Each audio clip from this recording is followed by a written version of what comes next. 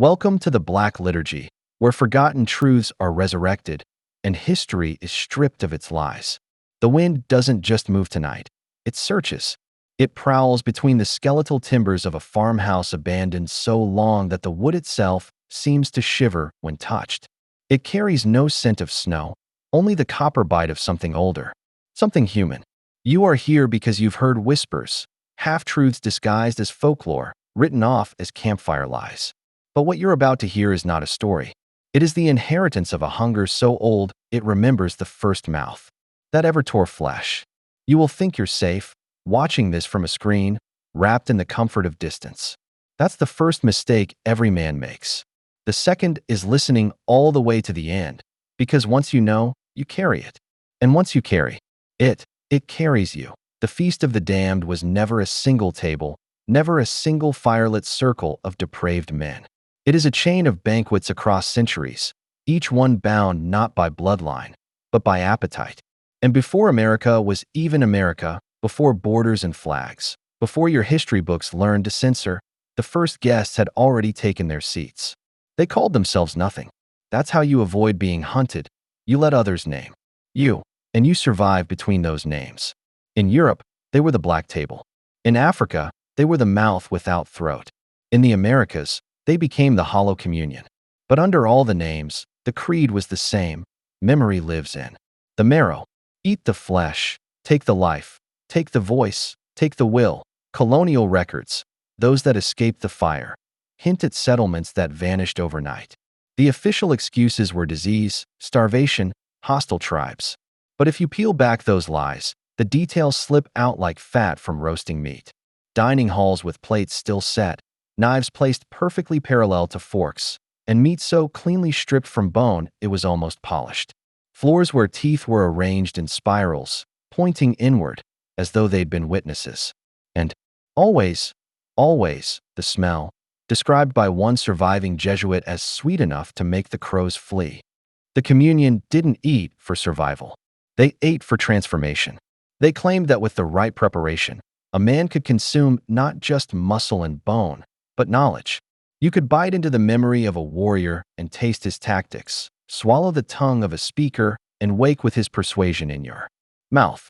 And for the most devout, there was something beyond memory, something they called the voice beneath, a constant whisper that told them who to feed next and how to season them. This is why every culture with a recorded history has laws against eating human flesh. Not because it's barbaric, that word is a smokescreen, but because the ruling classes know what it does to a man who's willing to go far enough. Flesh isn't just food. It's a key. A man who eats another man doesn't just kill him. He steals something. Something the elites don't want stolen by anyone who isn't already at their table. The first European account that made it back to the old world intact came from a fur trader named Wouter Jones in 1619. His journal was never meant for public eyes. It was a confession, left in the false bottom of a sea chest discovered in Rotterdam 200 years later. In it, Jones describes a night in the forest near what would become upstate New York. He was welcomed into a settlement after days of wandering lost in the snow. The people there spoke no language he recognized, but they smiled, offered him warmth, and served him stew. He said the meat was tender, with a sweetness that reminded him of dates, though he knew no such fruit could grow in this cold. He woke 3 days later on the edge of the forest, his pack heavier than when he'd entered. Inside, wrapped in linen, was a jawbone, human, the teeth filed to points, each one engraved with a different symbol. On the cloth, written in what he described as ink that smelled of boiling fat, were the words, "You have eaten, now you remember. You will be called when it is time to serve. You need to understand. Men like Jones didn't stumble into these feasts by chance. The communion chose them. They didn't care about status or piety. They cared about hunger. Not the hunger of the stomach, that can be sated with bread and broth. They cared about the hunger that keeps a man awake at night, staring at the ceiling, imagining what he could become if the right door opened. The communion offered the key to that door, but once you turned it, there was no way to lock it again. From that point forward, Jones began dreaming in other men's voices. He would wake in the night and write things he did not understand in languages he had never studied. He began carving teeth into his ship's railings without realizing he was doing it. His letters home grew stranger, shorter, sharper, hungrier. He began to taste the memory of meals long past while chewing ordinary bread. And always, in the back of his skull, he could hear it, chewing. Slow, steady, patient. The communion's oldest law was simple: those who eat must feed.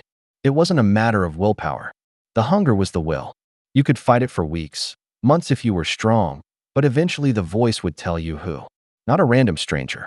Not just anyone. It would be someone you knew, someone you trusted. Because the more you loved the meal, the more power you took from it. That was the hidden economy. Trust was seasoning by the mid-1600s. Entire villages were practicing the feast in secret, hiding it under the veil of religion. The Sunday table became the altar, the supper became the rite. Outsiders saw only fellowship. They didn't hear the silent chewing during prayer, the way certain hymns slowed into grinding rhythms.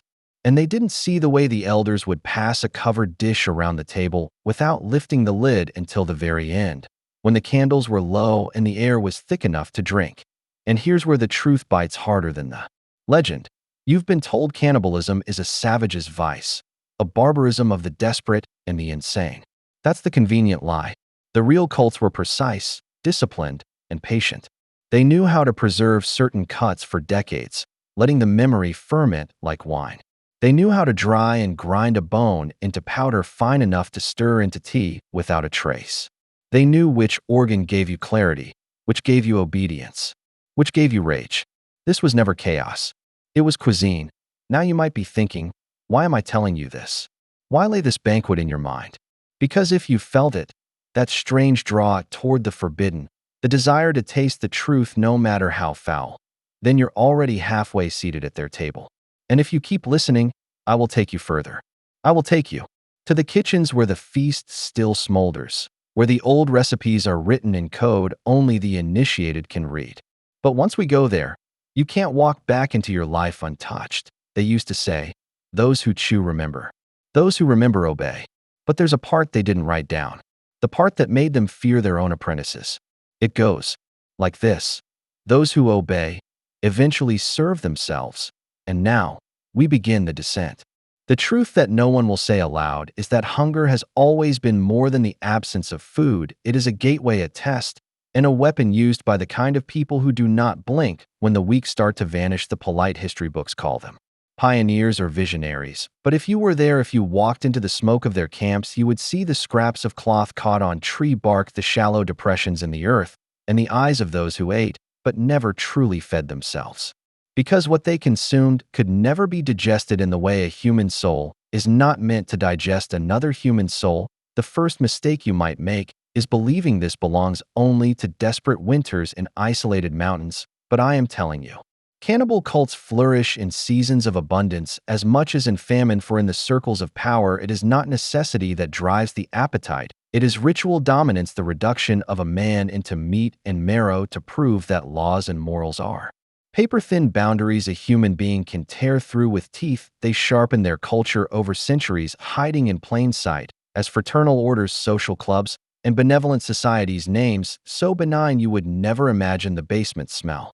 Faintly of cooked flesh, they operate under rules you will never find written, yet are as strict as any military code. The first is that the act must be consensual, but not in the way you understand consent, because to them a promise made under duress or delirium is as binding as a contract signed in ink. The second is that the meal must serve a purpose, either to bind the group together through shared guilt or to absorb the perceived strength of the consumed. The third and most sinister is that there must be a witness outside the circle, someone who will carry the trauma and the terror like a living warning system to those who might stumble too close. You think you would recognize such a person, but I assure you their fear makes them blend into crowds. Their silence is survival. The modern world distracts you with serial killers and documentaries, neatly packaged crimes with clear beginnings and ends. But cannibal cults do not end, they migrate, they adapt. In 1873, there was a group in the Appalachian foothills known only as the Conclave of Ash. They hosted charity feasts for the poor while choosing their next sacrifice from among the attendees, feeding the chosen lavishly for days before luring them into the hills on the pretense Of a religious vision, there the group would bind the victim to a carved stone altar older than any settler presence in the area, and when the screaming stopped, they would burn half the body and consume the rest in silence, no chanting, no frenzy. Only the sound of chewing and the occasional hiss of fat on the fire. By morning, the survivors returned to town carrying baskets of smoked meat, claiming it was dear, and the town accepted it because hunger makes liars of everyone. What no one noticed was that over time those who partook became physically similar. They shared the same gaunt cheeks, the same faint gray hue to the skin, the same cold watchfulness in the eyes. The conclave still exists in another name, relocated hundreds of miles away, but their symbols remain: the ash mark drawn behind the ear of each member, the faint spiral carved into certain doorframes. If you train your eyes to see these marks, you will never again walk comfortably through your own neighborhood, because you will realize these people live near you, work in your banks, your schools, your police departments. In the Midwest, there is a file kept locked in a county archive concerning the Hollow Communion. The one you think is just a local ghost story. The file contains statements from 1902 when a farmhouse collapsed in a storm, revealing beneath its floorboards dozens of jars, each filled with preserved human organs, labeled not with names, but with dates and initials in the handwriting of the town's former mayor. The witness testimony claims the town elders held midnight suppers in which they passed these jars around as if they were sacred relics. Some members kept them for decades, slowly consuming them over years, as if prolonging the act gave them greater power. The sheriff who opened the investigation disappeared before the case could be closed. His replacement declared the matter solved, blaming the jars on a deranged recluse and sealing the records until the year 2100. Why 2100? Because they calculated that by then every living witness would be dead and the lineages of the involved families diluted beyond recognition. They think time erases guilt, but it only changes its form. There is a photograph from the 1930s of a church picnic in rural Kansas in which every adult is smiling, but every child is looking away from the camera, some toward the ground, others toward a tree lean, where if you look closely, you can see the outline of a man half hidden, his mouth slightly open. As if mid-breath, people have debated for years whether this man is real or a flaw in the photograph. Yet in the local oral history, they say one boy went missing that day and his family moved away. Within a week, their house was later found abandoned, with all the doors locked from the outside, the furniture covered in sheets, and the cellar door reinforced with chains and a heavy iron bar. And though the windows were nailed shut, neighbors swore they heard crying from inside on moonless nights. The hunger that drives such acts is not always the hunger of the stomach. Sometimes it is the hunger of those who cannot feel alive unless they have destroyed another life. The cults understand this and recruit accordingly, seeking out the disillusioned, the humiliated, the ones who have been told they are powerless, and offering them the most forbidden form of power, the power to decide who does not leave the room alive. To the outsider, it is unthinkable. To the initiate, it becomes the only thing that feels real. I have spoken to one such man. He was old, thin, his voice shaking, but not from fear, from longing. As he described the moment he first tasted human flesh, he said it was like coming home, like realizing he had been starving his whole life without knowing it. And once he felt that fullness, nothing else ever satisfied him again. He lives now in a care facility. The staff think he is senile, but I have seen the way he watches them, the way his gaze lingers on their hands, on their throats, and I know he is only waiting for the opportunity. The most chilling truth is that these cults do not need to operate in secret anymore. They rely on your disbelief. The louder you laugh at the possibility, the more freedom they have to operate. Under your nose, they will not wear hoods or robes. They will not chant or dance. They will stand beside you in a supermarket line and smile, and you will never know that they are remembering the taste of someone who once trusted them until it is your turn, and you realize too late that the feast was planned long before you ever arrived. They told the townsfolk it was a festival of gratitude, a harvest rite older than the nation itself, a feast meant to bind neighbor to neighbor, brother to brother.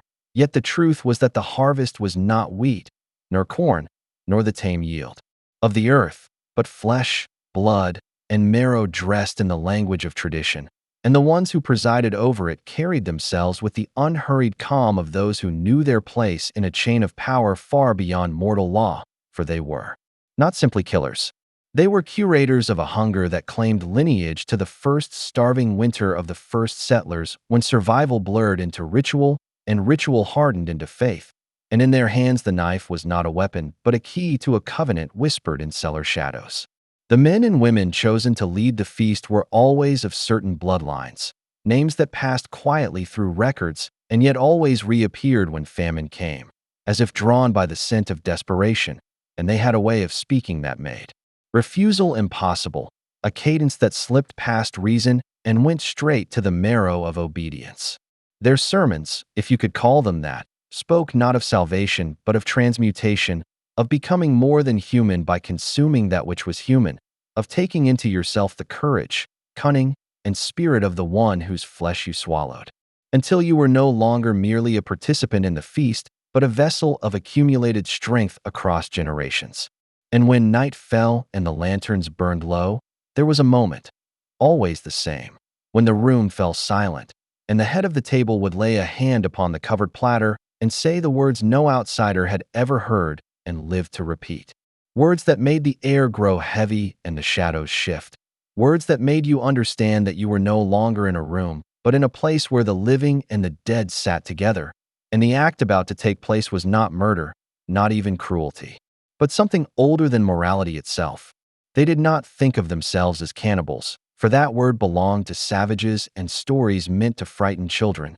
No, they thought of themselves as stewards, keepers of a trust that the rest of the world was too weak to bear, and in their minds the feast was not about hunger but about continuity, a chain that could not be broken without unraveling the unseen fabric that held their community, their power, and perhaps the world itself together.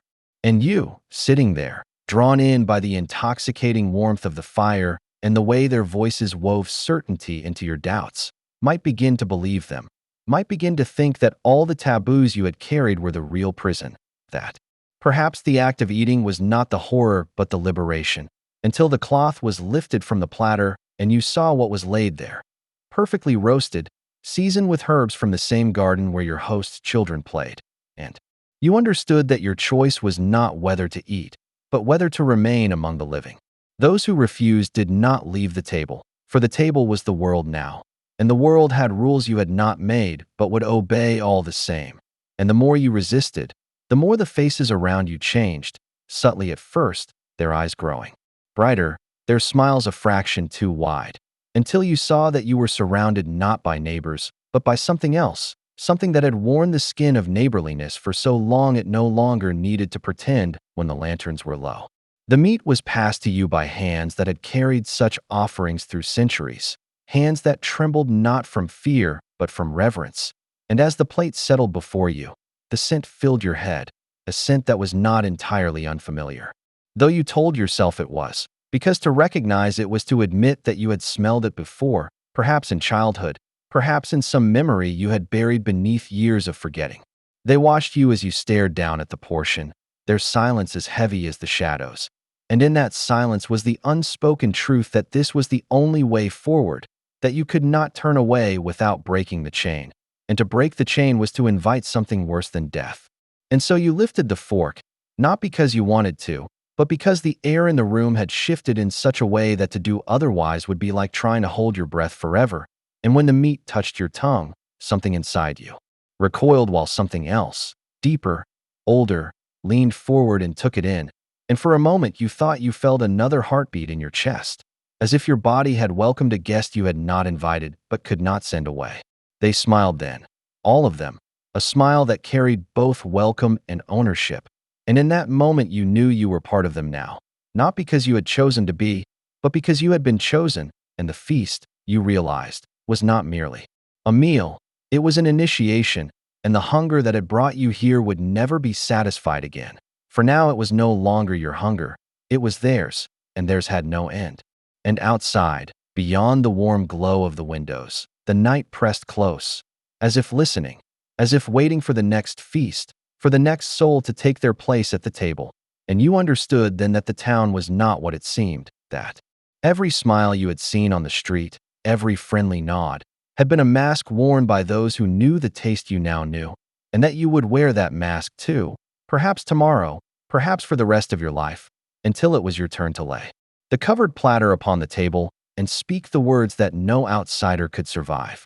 And when you did, You would not think of it as killing, nor as feeding, but as tending the roots of a tree whose branches stretched back to the first winter and forward into a future where the feast would outlast every law, every kingdom, every god, because the hunger it fed was older than all of them, and the chain would remain unbroken, as it always had, as it always would. The further you descend into the record, the more you begin to see that the hollow communion was not a singular aberration, but a symptom of something that has lingered beneath the skin of this land for centuries, a hunger older than the colonies themselves, one that has changed faces, names, and costumes, but never appetite. And if you think I'm speaking in metaphor, you're wrong, because the historical accounts I've collected are explicit.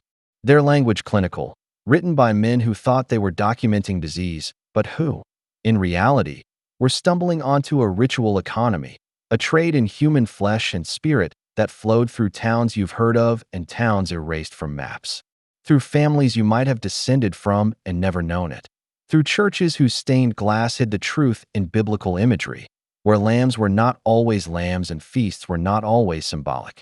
And when you read enough of these accounts, you begin to notice the same recurring markers, the same sequence of events that start innocently: a famine, a winter storm, a failed harvest, a mine collapse, and then an unexplained disappearance.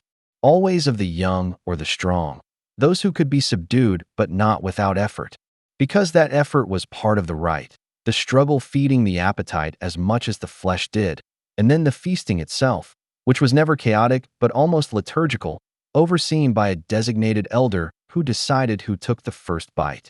And this was never for sustenance alone, but for transformation, because they believed, and still believe, that to consume the body of another is to take something beyond the physical, to harvest not just muscle and marrow but memory, strength, will, and even a piece of the soul. And if that sounds like superstition, you need to remember that even the most cynical men in power understand that symbols shape reality, that if enough people believe that eating you gives them your courage, your cunning, your youth, then in their minds, it will, and they will act with the conviction of someone certain they cannot lose. And you will lose because you will not expect the ferocity of someone who believes they've stolen your essence. And that is the terrifying thread that runs from the Hollow Communion to the Blackridge Mass Suppers of 1783, where a group of prominent settlers in Pennsylvania vanished during a night of celebration, their absence explained away as a native raid, though no bodies were found. But years later, a diary surfaced from a servant girl who escaped into the woods, describing the feast in meticulous detail: the boiled hands, the hollowed skulls used as ladles, the way the guests' eyes shone as though they had glimpsed something divine. And in the decades after, those same families grew inexplicably wealthy, their members surviving wars and illnesses with improbable fortune. And that is the pattern: ritual, consumption, ascension. And when the consumption was not of flesh, it was of power in other forms, the eating replaced by financial ruin of rivals, the swallowing of land, the devouring of entire bloodlines by arranged marriage and quiet extermination. Because the cannibal cults of America learned to operate in daylight by feeding on metaphor as well as meat, adapting to laws and public morality without abandoning the root hunger. And if you trace the genealogies, you find descendants of those same Hollow Glen congregants sitting on boards of banks, universities, and think tanks today, their public smiles concealing private gatherings where the old rites are reenacted, sometimes in perfect secrecy, sometimes brazenly disguised as performance art or exclusive dinners where no photographs are allowed and guests leave pale and trembling, having seen or participated in something they can't speak of without inviting ruin. And perhaps you're wondering how such a thing could endure in an age of cameras and DNA tests and satellite surveillance. But the truth is that secrecy has never been about invisibility. It has always been about control of the narrative, about ensuring that even when evidence surfaces, it is dismissed as fiction, folklore, or mental illness, and when witnesses are heard, they are quickly discredited or conveniently vanish, their names stripped from public record, their properties auctioned, their children adopted into other families. And it is in those adoptions that another layer of the hunger is revealed, because taking a child is not always about feeding. It is about shaping, grooming, teaching the next generation the old ways under new guises, so that when the elders die, the hunger does not. And I tell you this now because the Hollow Communion was not a dead cult. It was a seed, and its branches have grown so wide that you cannot speak of American history without speaking of it, though no official historian will. And the further you look, the more you will feel that low, cold recognition in your bones, the sense that you have been prey all your life without realizing it, that some of the dinners you have attended, some of the blessings you have received, some of the hands you have shaken, might have been connected to the same lineage that boiled children's hands in 1783, and you did not know because the faces were friendly, the invitations generous, the wine rich, and the food. Well, you didn't ask too many questions about the food, did you? Under the weight of silence that no scripture could comfort and no prayer could soften, I stood at the mouth of a cellar whose air moved in slow, deliberate breaths, as if the darkness itself inhaled and exhaled, and in that darkness the faint gleam of bone caught what little light dared spill down from the hatch above the floor, sticky with something that was neither dust nor dirt. I descended each step with the knowledge that every inch closer meant stepping into a truth that could not be. Unlearned at the base of the stairs, my hand met a wall damp with condensation, but warm as though a pulse moved behind it, and when my fingers slid over that dampness, they came away tinted faintly red. A sound came from the far end of the room like the slow gnaw of teeth on marrow. It was not the sharp crack of a bite, but a patient grinding, a ritual consumption that had no hunger, only devotion. They called themselves the Circle of Return, and their doctrine was built on the belief that consuming the flesh of another was not depravity, but the most sacred communion, for in their creed the body was a vessel, and by devouring it one inherited the essence, the memories, the power of the consumed. I saw low tables arranged in a crescent upon them. Plates that were not porcelain, but thin slices of bone smoothed by hand, their surfaces etched with sigils not of any faith I recognized, but spirals that drew the eye inward until sight itself seemed to collapse into a point at the center of the room. A cauldron simmered, its surface trembling with a broth so dark that no reflection could be seen within, and yet when the steam rose, the shapes it formed in the air looked like faces, some familiar, some impossibly ancient. The man who seemed to lead them stood without robe or ornament, his body marked with thin, deliberate cuts, each scar a date, each date a name, each name a life. He had consumed. His voice, when he spoke, did not echo, but seemed to press itself directly into the bones of my skull. He spoke of cycles, how every famine, every war, every disappearance was a harvest, and that those with the courage to take rather than wait for the earth to give were the true inheritors of this world. His followers did not blink when he spoke, their eyes fixed on me as though weighing my worth not in virtue or knowledge, but in flesh. I realized then that to them I was not visitor or intruder, I was invitation. The broth in the cauldron began to bubble more violently, and with each rise and fall of the surface, more faces appeared in the steam. I thought I recognized one from a missing poster I had seen years ago, a girl whose eyes now drifted in vapor form toward the leader before dispersing into the air. He told me that every community, every church, every government kept a circle like theirs hidden beneath its floors, behind its locked doors, and that their unity was not in public doctrine, but in private appetite, and when one circle thinned, another sent offerings to sustain them. Their reach was not bound by geography, for flesh did not rot if prepared in their way, and so parcels crossed borders under false manifests, carried not as contraband, but as artifacts destined for museums or universities. The leader stepped closer, the cuts on his chest still glistening though no blade touched him, and he asked me a question that did not sound like a choice. He asked if I would partake, for to refuse was to declare myself outside the cycle,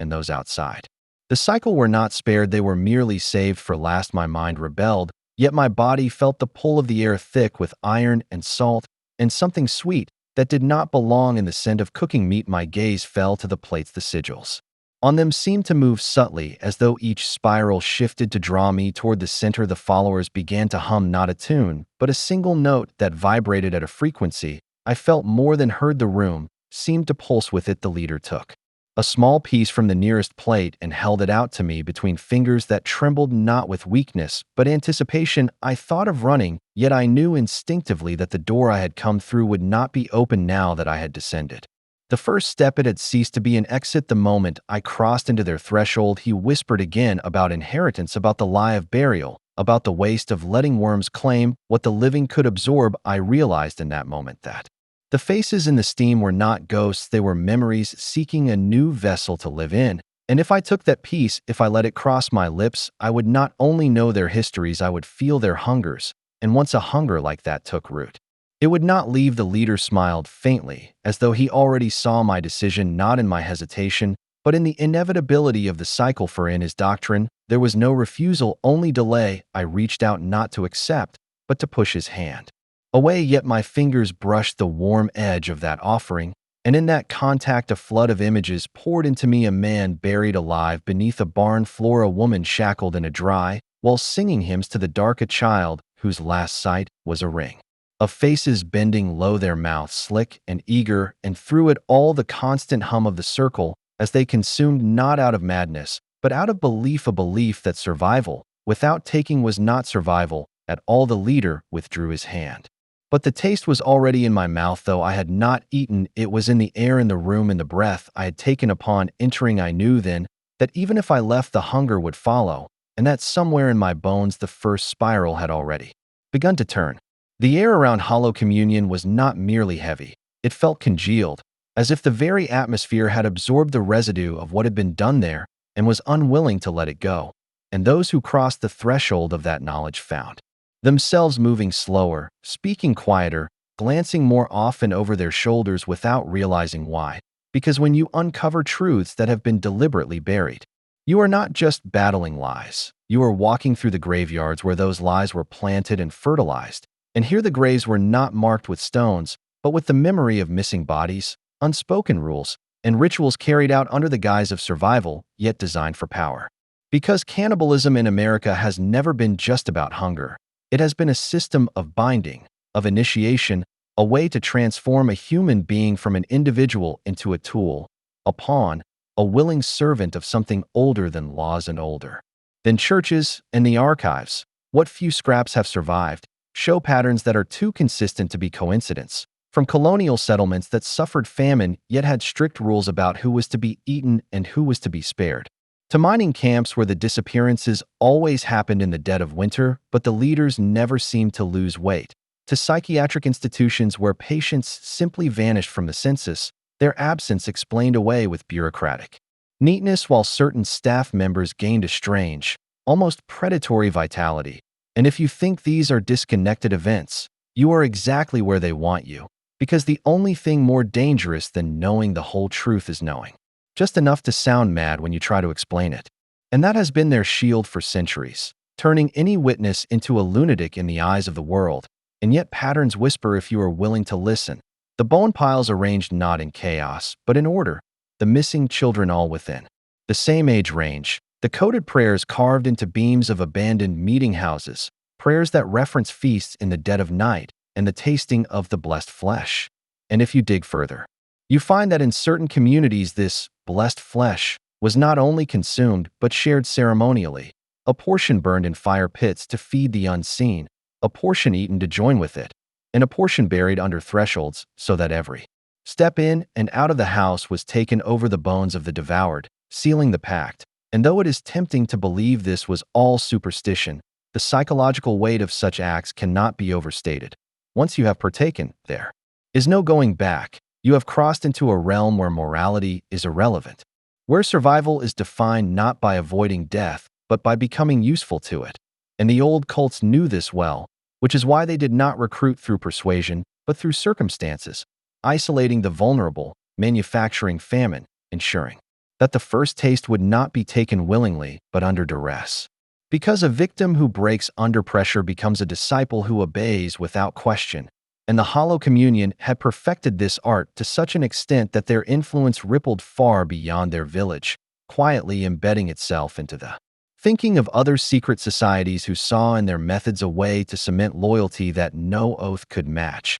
Because a man who has eaten at the table of damnation will never betray those who sat with him. He cannot. For betrayal would mean admitting the truth of what he has done, and it is easier to kill or die than to speak it. And that is why these cults have persisted through every wave of progress, through the birth of the nation, the rise of cities, the technological revolutions. They adapt not in form, but in location. And they know how to hide in plain sight. Because when horror becomes legend, it is dismissed, and when it becomes taboo, it is silenced. And between dismissal and silence lies the perfect cover, so the feasts continue, not in the open, not in the woods where fires can be seen from miles away, but in basements of respectable homes, in the locked rooms of country inns, in rented halls that by day host weddings and by night host rites. And the same phrases are spoken, the same cuts are made, the same blessings are given. And when the last plate is cleared and the bones are cleaned and the blood has cooled, they step back into the light of ordinary life, indistinguishable from the rest of us. And that is the most disturbing truth of all, that the face smiling at you across the counter, the neighbor who waves from their porch, the teacher who greets your child each morning, could be a member of a lineage that has kept this tradition alive for generations, their smiles practiced, their voices warm, their hands steady, even as they remember the texture, the taste, the binding oath taken not with words but with teeth. And it is here that you must decide whether you want to know the rest, because once you do, you will never again walk through your town without scanning the windows for drawn curtains, never again pass a dinner invitation without wondering why the host insisted you eat, and never again look at history as a story of progress, but as a story of appetites, ancient, enduring, and utterly indifferent to morality. The night after the ritual in the barn, silence pressed over the valley like a burial shroud. But silence is never the absence of sound. It is the weight of things unspoken, the heaviness of moments the living dare not name, and I knew that what had happened there would not stay hidden for long, because secrets are like meat, they rot when kept too long, and the smell always draws predators, some wearing the skins of beasts, others the faces of men, and as I walked away from that place, the wind shifted and carried with it the faint tang of blood and smoke, and though my body ached, my mind remained sharpened on the single thought that the cult's hunger was not born here. It was inherited, like a disease in the bloodline, passed down with the same care one might give a treasured heirloom. Because this was not just a group of fanatics, but the latest chapter in an unbroken chain that reached back centuries, their practices refined, their symbols unchanged, their oaths bound by a theology of flesh, and in their eyes, the act of consuming another was not savagery, but sacrament, a covenant made not with God, but with something older, something that demanded obedience not out of fear, but out of the promise that those who fed it would never truly die. And perhaps that is why they hid their dead so carefully, why the bones found in the swamps were always broken and split, marrow sucked clean, flesh long stripped. Because each corpse was not just a victim, but a vessel emptied for the sake of an ancient bargain, one that began in famine and found its way into feast, growing bolder with each generation until it was no longer about survival, but about worship. About devotion to the idea that man could take man into himself and become more than human, become a vessel of power that could not be measured by wealth or titles. And as I traced the old maps in my head, I realized that their gatherings were not random. They followed lines, invisible to the eye unless you knew where to look, lines older than any border or road. The same routes used by tribes before the settlers came, paths marked by stones carved with spirals and circles, their meanings lost to most but preserved in whispers among the cult's elders. And every time the cycle came around, every time the moon reached its appointed place, they gathered on these points as if the land itself demanded it, as if the soil beneath their feet remembered the blood it had already drunk and called for more. And the deeper I thought on it, the more I understood that this was not madness, not to them, because madness implies disorder, and what they did was anything but disordered. It was precise, it was codified, and it was enforced with a zeal that made outsiders seem like children playing at games they did not understand. And I began to see their patterns everywhere, in the missing persons notices yellowing in sheriff's offices, in the gaps in census records, in the old family Bibles with pages torn out, their ink erased by fire. And the more I pieced together, the more I understood that their survival depended not just on secrecy, but on the cooperation of those who should have stopped them, which meant that lawmen, priests, and merchants had at some point tasted from the same table, had partaken of the same blessing. And once you tasted it, you were bound, because the flesh was never just flesh. It was an initiation. It was the key to a door you could never close again. And so the towns lived with it, because to name it was to invite it, and to fight it was to risk becoming part of it. And I thought of the boy I had seen in the corner that night, hands tied, eyes wide, not with the fear of death, but with the knowledge of what was coming. And I wondered if he had been born for that purpose, raised for that purpose, taught from birth that this was his place in the world, that to feed the elders was the highest honor. And I wondered if he still believed it when the blade touched his skin, because the way they sang over him was not cruel, it was reverent, and that is what made it worse, because cruelty can be resisted but reverence is harder to fight. And when I tried to sleep, I kept hearing their voices, not the words but the cadence, the rhythm of hunger made holy. And I knew then that their faith was stronger than any fear, and if I meant to stop them, I would have to speak in their language, walk in their patterns, breathe their air until it sickened me, because you cannot destroy a structure whose foundations you have not walked. And though the thought curdled my stomach, I understood the cost, and still, part of me feared that once I stepped fully into their world, I would not be able to leave, because the door they had built was not just in the barn, it was in the mind, and once it opened, the hunger would not care whose side you claimed to be on. And maybe that was their greatest weapon, not the knives, not the chance, but the quiet certainty that everyone has a price. And if you can make them hungry enough, they will come to your table willingly.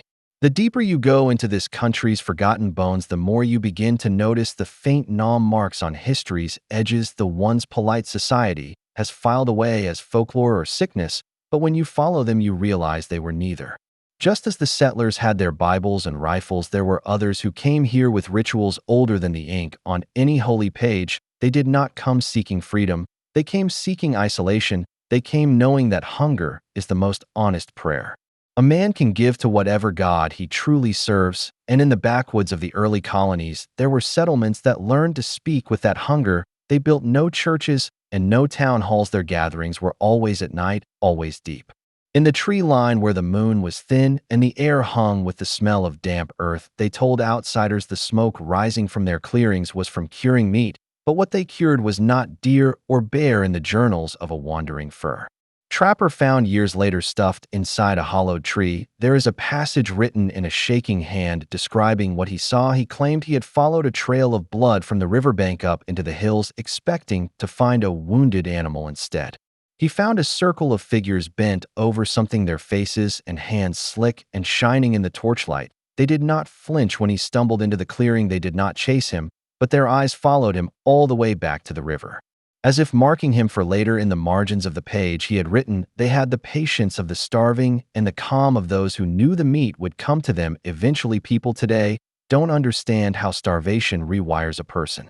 It peels away morality layer by layer until the only law left is consumption, and once you've crossed that line, the body becomes just another form of game to be hunted. Those cults knew this. They believed eating human flesh was not a fall from grace, but a return to it. They believed that by consuming a person you absorbed their will, their courage, their skill in the hunt. Some even believed the memories of the dead could be tasted and claimed there were those who could speak languages they never learned after a feast. And if you think this ended in the frontier days, you are mistaken. The cults learned to adapt just as the land changed. When the forests were cut down, they moved into mining camps. When railroads cut through the wilderness, they took to boarding houses in the growing towns, hiding their appetites under the smoke of cook stoves and the noise of industry. There are police reports from the early 1900s in Pennsylvania coal towns where miners went missing during strikes, only for parts of them to turn up days later in barrels of lard bound for the company store. The deaths were written off as accidents or the work of animals because the truth was worse for the public sanity. The cults didn't just survive, they flourished in chaos. Every war, every famine, every disaster was a harvest to them, and they knew how to make people disappear without a trace. There was one group in particular that called themselves the hands that feed. They kept no written records, but their presence is traced through whispered warnings passed between mothers to their children. If a stranger offers you food and their hands are red, refuse them. The phrase red-handed didn't start in the courts, it started here.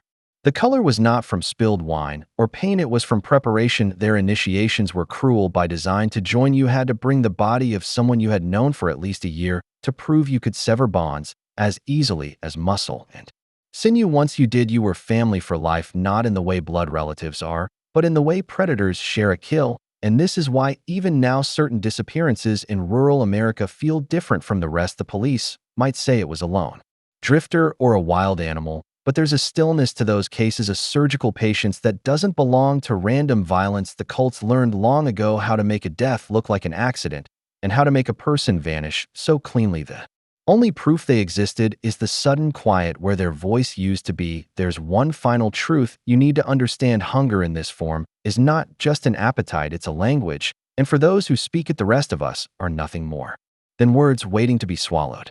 The snow had stopped falling by the time the party reached the ridge, but the cold had a weight to it that seemed to press into their bones, an unshakable heaviness that carried more than just winter's bite, as if the air itself was laden with memory, with the echoes of the things that had been done here and the ones who had done them. Their guide, a gaunt man named Mallory whose eyes were the gray of tarnished steel, said little as he led them forward, the crunch of boots on crusted snow sounding unnaturally loud in the stillness, the silence around them so deep it felt like it could smother the human voice. But there was a point when they all began to feel it, that prickling sensation at the base of the skull, the tightening in the stomach, the unmistakable recognition that they were being watched, not from a single direction, but from every angle, as though the very forest had eyes. Mallory didn't slow, didn't acknowledge it, but in the brief glances they caught of his face when he turned to check their footing, his expression had hardened into something unreadable, the expression of a man who knew where they were going and wished with every step that they were not. When they reached the clearing, the first thing they noticed was the fire pit, long dead, its ashes frozen into a rough gray crust, but scattered around it were strange shapes, sticks lashed together in rough, angular forms, some resembling crude human figures, others almost like traps without mechanisms, as if they had been designed to capture something less tangible than flesh. Mallory stopped and crouched beside one of them, tracing the frost-covered twine with a finger before muttering something in a language none of them recognized, and though it was spoken softly, the syllables felt sharp, biting the air like splinters of glass. He finally looked up and said, "This is where they gathered before the snow came. This is where they decided who would feed and who would be fed upon." And when one of the younger men in the party asked what he meant, Mallory only said, "You don't want to see what's buried under this ground, because some things rot in the soil, but others linger just under the crust, waiting for a thaw." They moved on quickly after that, but the sensation of being watched intensified until it was a physical force pressing in on them. And when they crossed the next ridge, the trees thinned and revealed a cluster of structures, cabins of rotted wood leaning against each other like drunks. Their windows broken, their doors missing, but one stood apart from the rest, its roof sagging but its walls intact, and over its doorway hung something so wrong it made the stomach turn. A garland of bones, not clean or polished, but brittle and gray, still clinging to scraps of sinew, strung together in a loop wide enough for a man to walk under. They hesitated, but Mallory ducked inside without a pause, and when they followed, the air was heavy with a smell that was not entirely gone even after decades, an odor of rancid fat, of char and iron, faint but distinct, the scent that makes the body remember hunger in a way it doesn't want to. The interior was dark, lit only by the gray light filtering through the gaps in the boards, but on the far wall was a crude altar, flat stones stacked in uneven tiers, their surfaces blackened by heat, and above it hung something wrapped in oilcloth. Mallory didn't touch it, didn't even look directly at it, but said, when the thaw came, "This is where they brought the last pieces of the ones who didn't survive, because they believed the spirit was in the marrow, and marrow had to be shared if the community was to endure." One of the others, a historian, asked if that meant they practiced some kind of survival cannibalism, but Mallory's answer was colder than the air outside.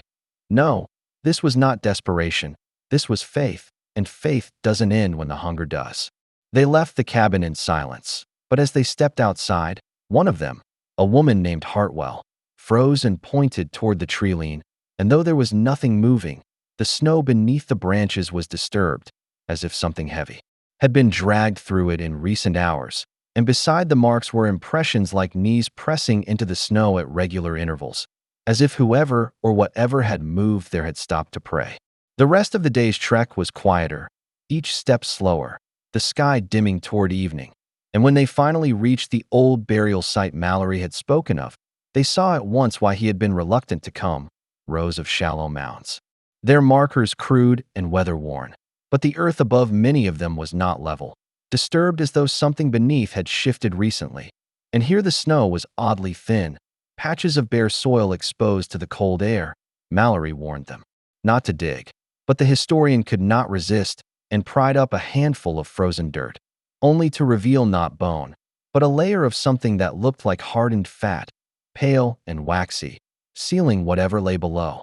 The smell that came from that small break in the crust made several of them turn away and gag, and Hartwell whispered that they should leave before dark, because she could feel, truly feel, that whatever had been done here was not finished, that it was a cycle, not an event, and cycles come back around.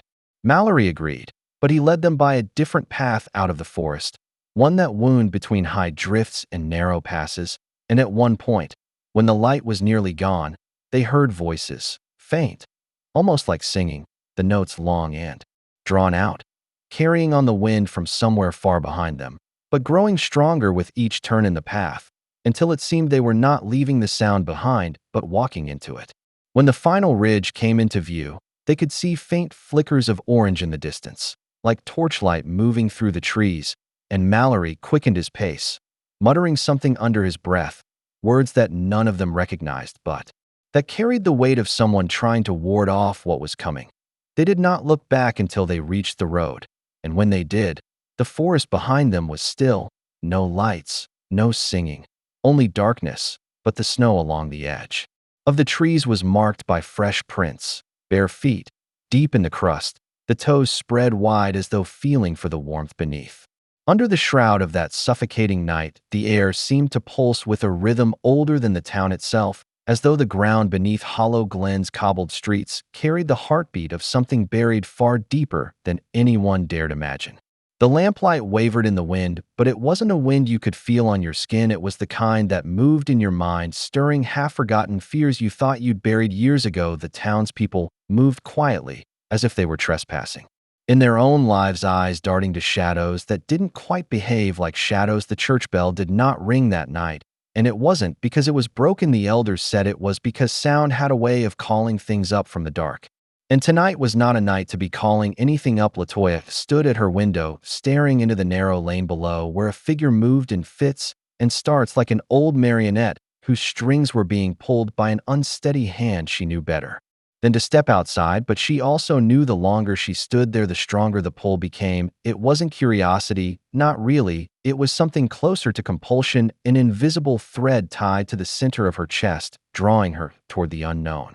She remembered her grandmother's warning that the most dangerous things don't chase you, they wait for you to invite them in, and she was dangerously close to opening the door. The figure stopped halfway down the lane, its head tilting slowly, until she was certain its gaze found her even through the darkened glass. Her breath caught, but she didn't move, not when the head tilted the other way, not when the hand rose in a slow, deliberate motion to point at her window, not even when her own reflection began to ripple in the pane like water, and she saw something looking back that was not her. That was the moment she realized she could no longer tell where the figure outside ended and where her own thoughts began. She turned away, but the sound of footsteps on the wooden floorboards behind her told her she had waited too long. She spun, but the room was empty, yet the smell was wrong. The faint metallic tang of old blood mixed with the sweet sour rot of vinegar, a scent she had only ever smelled once before in her life, and that time it had been in the cellar of the abandoned house on Willow Lane, a place everyone in Hollow Glen pretended didn't exist. The floor beneath her seemed to stretch, elongating into a corridor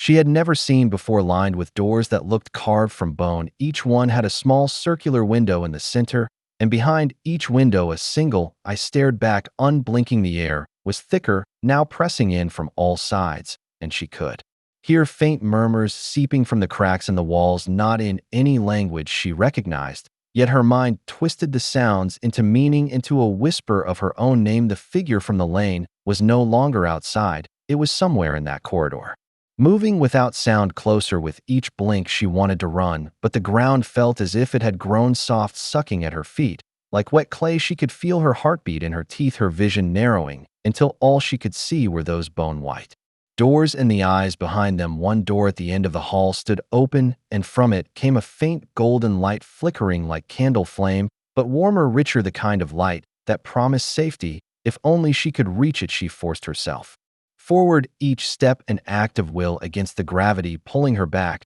But as she drew closer, she saw the light was not from a candle, it was from a jar, and inside the jar floated something small and pale, suspended in a brine that shimmered faintly.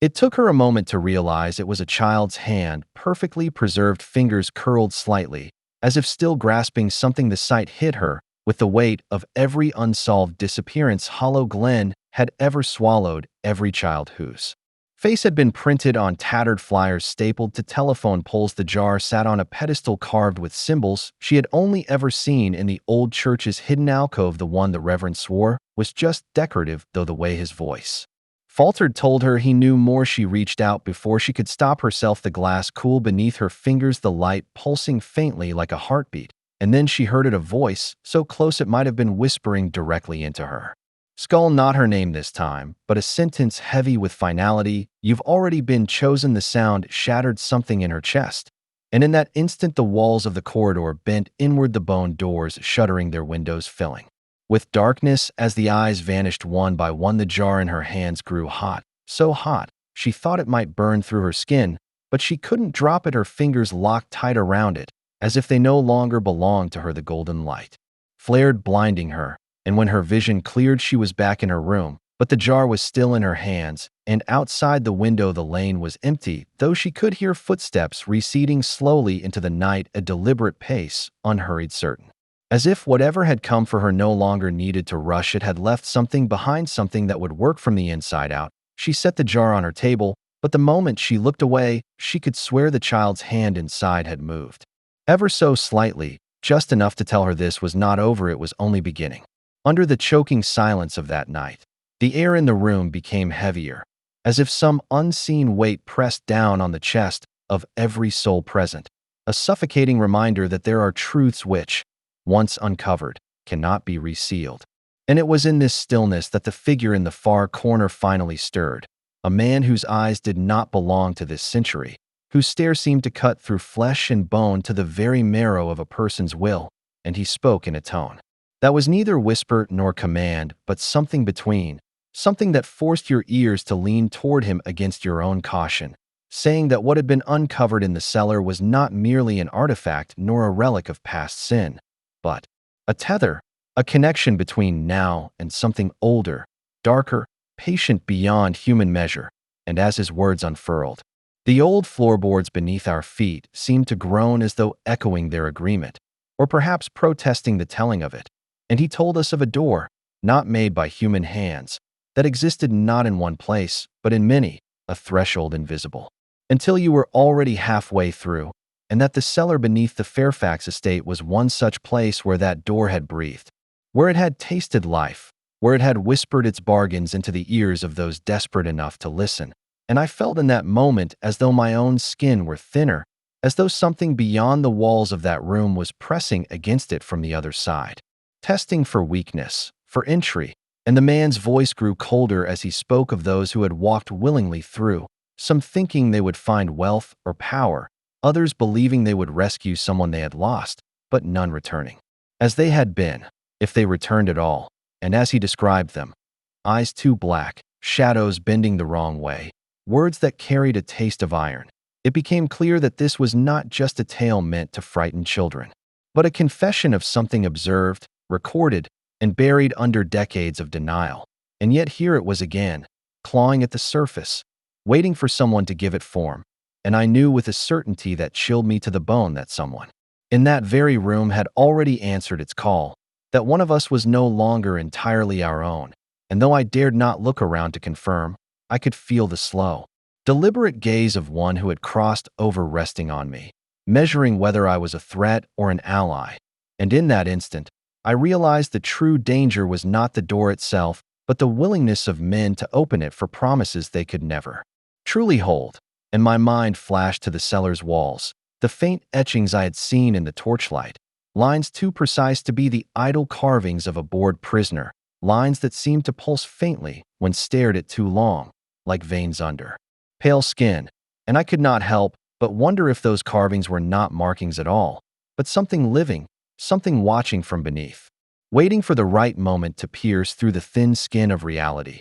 And as the man continued, speaking now of the family's long history of quiet disappearances and sudden wealth, I felt the shape of the truth forming, not a series of accidents or tragedies, but a covenant, renewed in blood every few decades, binding the family to whatever lay beyond that door.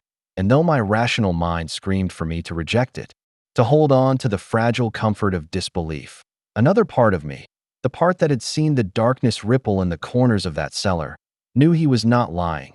And it was in that knowledge that dread took root, a dread deeper than fear. Because fear is the reaction to danger you can see, but dread is the recognition that the danger is inside you, already accepted, already moving. And even as the man's voice faded into the stale air, I felt something in me lean toward it, curious, hungry, as though I too had begun to hear the knocking at that hidden door. And I knew, though I could never admit it aloud, that if it were offered, I might open it. The moment you think you've reached the heart of the truth is often the moment you've only brushed the edge of it. Because in places like this, where the walls have absorbed screams and secrets, the truth isn't a single core to uncover, but a series of chambers, each one darker and more suffocating than the last, each one demanding a part of you in exchange for entry. And I learned this the night I stepped beyond the last lit hallway into a corridor that felt older than the building itself, older even than the town that whispered its name with caution. And as I moved deeper, the air thickened, not with dust, but with something like breath, as though unseen bodies pressed close on either side, testing my resolve, mocking my intrusion. And my footsteps no longer echoed but were swallowed whole, erased before they could linger, as if the place refused to admit I was there at all. And it was then that I realized the floor beneath me wasn't flat, but subtly sloped downward, each step a concession to gravity, to descent, to the pull of something buried. And in that darkness the usual rules of perception began to blur. The walls seemed to flex, bending in toward me, then away, as if they were made not of stone or plaster, but of some strange organic material that shifted in rhythm with a slow heartbeat I could not hear but could feel, deep in the bones of my chest. And with each step that phantom pulse seemed to sync with my own until I could no longer tell if the rhythm belonged to me or to the place. And that's when I saw it. Just ahead, a narrow aperture in the wall. Not a door, not a window, but something cut with precision, an opening that seemed to hum faintly. And though it was only a slit, I felt sure it could swallow me whole. And the pull was so strong I almost let it. But I stopped myself, because I could smell what lay beyond. A sharp, metallic tang that clung to the back of the throat, the smell of old blood or rust, or perhaps both, mingled with something sweeter, cloying, like rotted fruit left too long in the sun. And against that scent my body reacted before my mind could, every muscle tightening, the fine hairs on my arms rising in revolt. And still I leaned closer, because there is a point in every investigation where the fear becomes indistinguishable from hunger, where you need to know not for curiosity's sake, but for survival, as if some unspoken rule dictates that once you've been drawn this far, turning back will cost more than moving forward. And as my eye aligned with the slit, I saw motion, slow, deliberate, rhythmic, like someone rocking back and forth, but the shape was indistinct, obscured by a haze that might have been smoke or dust or something far less natural. And then I realized the haze was inside the figure itself, a faint glow that pulsed in time with the heartbeat in the walls. And though I couldn't see the face, I felt watched, inspected, measured, and found lacking. And in that moment I understood something I had suspected but never truly believed. This place wasn't just hiding history, it was feeding on it, drawing sustenance from every life it touched, every fear it birthed, every secret it swallowed. And those who entered its deeper chambers didn't simply disappear, they were taken apart, thread by thread, memory by memory, until only a husk remained, a shell that rocked in the dark to the rhythm of the walls. And I knew that if I stepped through that slit, I would not return the same, if at all. But here's the truth no one tells you: when the darkness calls you by name, it is not a summons you can refuse, because even if you walk away, the sound of it will echo inside your head for the rest of your life. And in that echo you'll hear not only what waits for you, but what it wants. And on that night, in that corridor, with that figure rocking in the haze, I finally understood that what it wanted was me. The truth you seek is not written in the records they allow you to see, but in the shadows between them, in the pauses where words should be, and in the sudden silences that fall when certain names are spoken aloud. For it is in these absences that power hides, and it is by design that you are taught to believe such absences mean nothing, when in reality they are deliberate vaults locked not with keys, but with your own trained ignorance. Every story they feed you comes pre-cut like a stage play with a neat beginning, middle, and end, but the real events bleed over those boundaries like spilled ink, staining the margins with truths so ugly they dare not name them. This is why witnesses disappear, why journals are burned, why buildings vanish overnight as if they had never existed, because evidence has weight, and weight can tip the balance of power if enough hands are willing to lift it. I have seen the original maps before the revisions, before the rivers were moved, before towns were renamed to bury the graves they sat upon, and I can tell you this: nothing in the present is built on clean ground. Every city, every courthouse, every school stands atop something else, something unspoken, and they call it progress, as if erasing the bones of the past is the same as growth. There are basements in this country, deeper than any subway tunnels, not meant for trains, but for silence, rooms where paper yellows untouched by light, and where voices were recorded not to be heard but to be buried in static. The men who designed these places are long gone, but the design itself persists, for a machine of control does not die with its engineers. It learns to operate itself, drawing new power from the very people it imprisons and making them guard their own chains. You will notice that those who question too loudly do not disappear in the way you imagine. No, they remain visible, but their names become sour in the mouths of others. Their credibility is stripped, their image is dirted, until even those who once believed them turn away in disgust.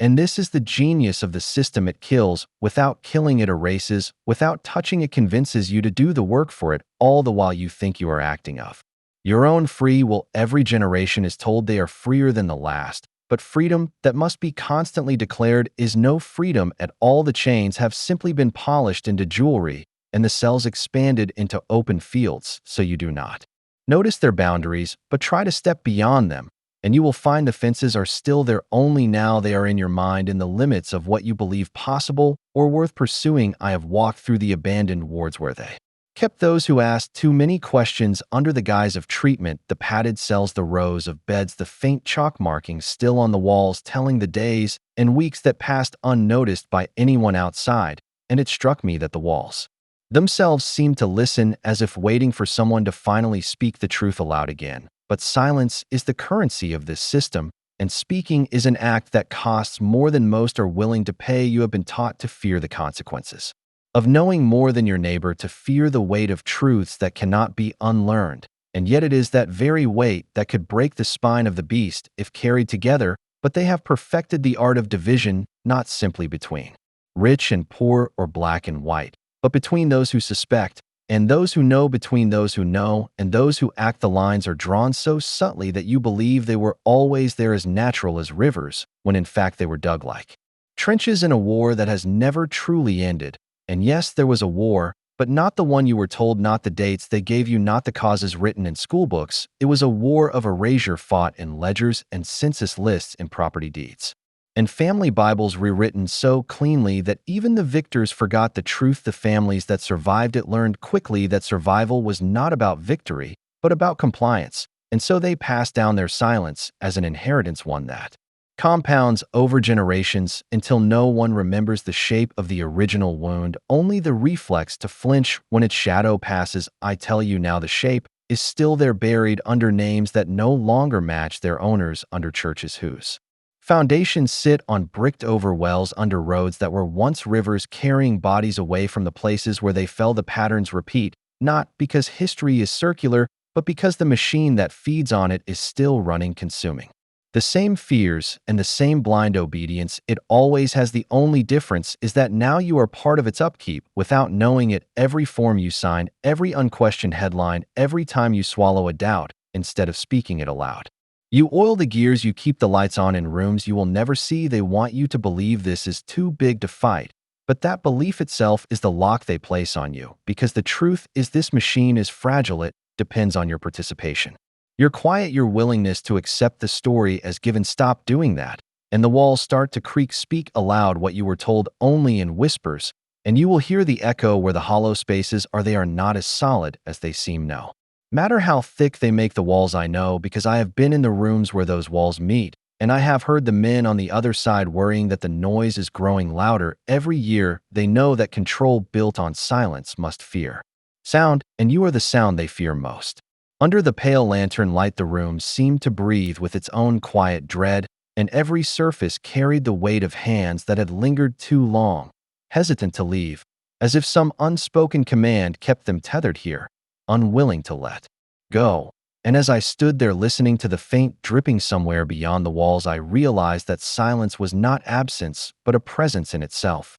A deliberate thing pressed upon us, smothering sound before it could grow, teaching us that words were dangerous, that every whisper could open doors best left shut.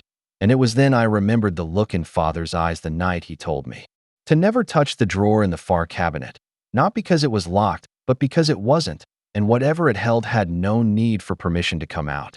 And I think that was the first moment I began to understand that in this place locks were more for keeping us in than keeping anything out, that the real bars were invisible, stitched into our habits, our obedience, our fear. And the more I looked, the more I saw how every ritual, every turn of the head, every pause before answering a question was part of that cage. And yet we wore it like a second skin until the thought of shedding it felt like peeling away our own flesh. Because here freedom was not escape, but exile, and the outside world was spoken of in the same tone, reserved for old crimes or contagious disease. And maybe that was why no one dared speak of the others who had left, why their names faded from the ledger as if they had never been. Because forgetting was safer than remembering, safer than wondering if they had found something worth the risk, something we had been denied. And though the air was heavy with the smell of dust and oil, there was another scent beneath it, faint but persistent, like something that had been burned long ago yet refused to die entirely, a char that clung to the bones of the house itself. And the older ones would glance toward the blackened beam above the threshold whenever it drifted back. A wordless acknowledgement that the house had once been fire and survived, though not all within it had. And those who told that story always stopped before the ending, leaving the rest to the imagination, because some truths were too heavy to speak without cracking under them. And as I traced my hand along the grain of the wood, I felt the deep grooves carved there, not by accident, but with purpose, lines and symbols whose meaning I could not fully see, yet felt in the pit of my stomach. The way you feel the pressure before a storm. And the moment my fingers passed over the last mark, I felt the faintest vibration, so small I almost convinced myself it was nothing until it pulsed again, rhythmic, steady, alive, and I jerked my hand back, but the sensation lingered, crawling up my arm like frost in reverse. And I wanted to leave, but my feet stayed where they were, as if rooted in the boards. And in that moment, I realized the house was not simply holding us. It was learning us, memorizing the pace of our breath, the weight of our steps, the tremor in our voice. And I thought about the way the elders would stand perfectly still in the hall at certain hours, as though waiting for something to pass through, and how we were told to never interrupt them, never break the stillness, because movement drew attention, and attention was a debt you could not repay. And I wondered if that was why so many rooms were left untouched for years, curtains drawn tight, air thick with the slow decay of time, because something was left there deliberately, sealed in like a warning. And I thought of the one room no one would even look at, the one at the very end of the upper corridor where the boards were softer and the air colder, where I once pressed my ear to the wood and heard not emptiness but a faint scraping sound, slow and deliberate, as though something inside was making room for itself. And when I asked about it, the only answer I got was a long stare, the kind that strips away your question and replaces it with shame, the kind that teaches you to stop asking. And that was when I began to notice the other lessons, the ones not written down but carried in glances and silences, lessons that told us what not to see, what not to hear, what not to name, because to name something was to invite it, and here invitations were binding, and maybe that was why the doors were never fully closed at night, left just ajar enough for shadows to slip through, for whispers to carry And when the wind moved through the house, it didn't sound like wind at all, but like breath, slow and steady. And I could swear that sometimes it matched my own until I stopped breathing just to see what would happen. And in that stillness, I realized I was no longer alone, that something else had been waiting for me to notice it, something patient, something older than the house itself. And it was not cruel, but it was not kind either. It was simply inevitable. And I think that is when I understood that whatever held us here did not need chains or walls because it had already built itself inside us. And leaving would mean tearing it out, leaving a hollow that could never be filled. And perhaps that was the true reason no one left, because they knew that once you had been claimed, nothing else in the world would feel real again. Under the unyielding grip of the winter wind, the town seemed to fold in on itself, every street narrower, every shadow sharper, every step echoing with the memory of things best left buried. Yet here I am pulling them into the light because once you hear this, you'll never be able to unknow it. And maybe that's the point. Maybe that's the curse that clings to those who dare to look where others avert their eyes. For in the heart of Hollow Glen, there is a story that refuses to die, no matter how many graves it's buried in or how many walls are built to contain it. And the deeper you go, the more you realize the bricks of those walls were laid by hands that were not trying to protect you, but to imprison you in ignorance. And so the tale begins with a man no one remembers clearly, yet everyone swears they've seen at least once, his face half hidden under the brim of a weather-beaten hat, his boots tracking mud into places he should not have been able to enter, a stranger who was never truly a stranger, for the records show his name in the earliest land deeds, yet the dates make no sense, as if he'd been alive for a century, without the world daring to ask how. And it is said he came to Hollow Glen with nothing but a locked wooden chest, heavy enough that 2 men strained to lift it. Yet he carried it alone as if its weight was nothing but a whisper, setting it in the basement of the old meeting hall and sealing it there with a chain that glimmered black even under candlelight.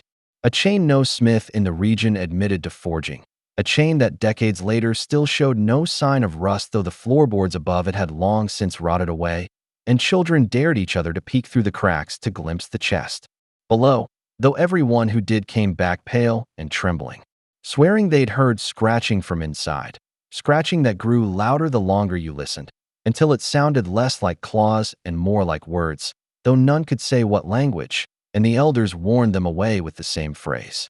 Every time, some hunger is older than bread, a phrase that made no sense until you learned what the town once did in the leanest winters, when the river froze and the snow buried the roads, when survival meant choosing which mouth would go without food.